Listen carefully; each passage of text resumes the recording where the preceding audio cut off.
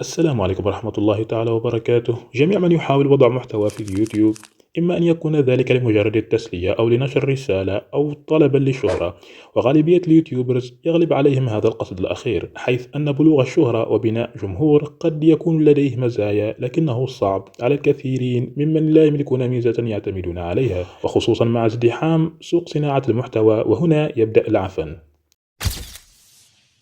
نيفو بي ان جي تيوبر، صاحب محتوى عشوائي تتمحور أغلب اهتماماته حول مواضيع من غياهب كوكب اليابان، أشياء كالفوكالويد، ثقافة الكاوايي، وأنيميشن الإنترنت.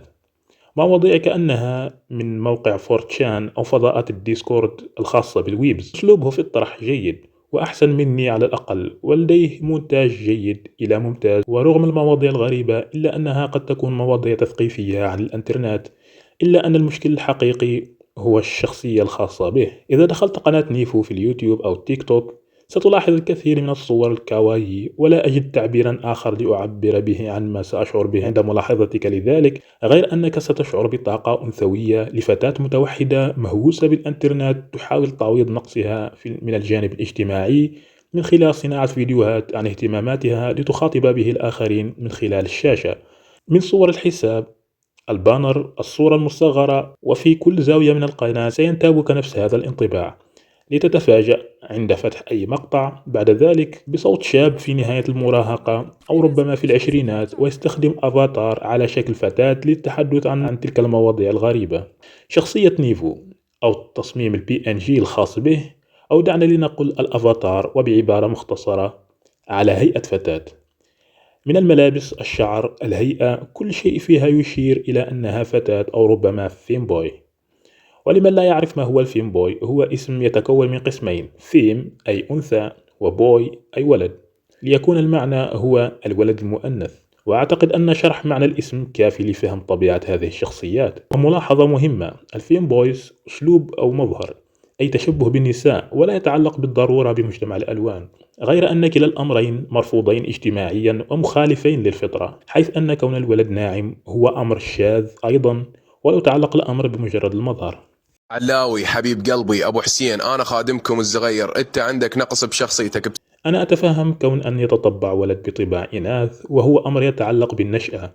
فمثلا إذا كان هذا الولد من صغره يلعب مع الفتيات، فسيتأثر بطباعهن، أو ربما نظرا لمعاملة والديه في الطفولة أو لتناوله للمحتوى الموجه للإناث، فمن الطبيعي أن يؤدي ذلك إلى أن تكون لديه قابلية للانجذاب إلى الأجواء البنوتية. لكن هذا ليس عذرا بعد أن يصير هذا الطفل صبي مدرك، فضلا عن أن يكون شاب بكامل قواه العقلية.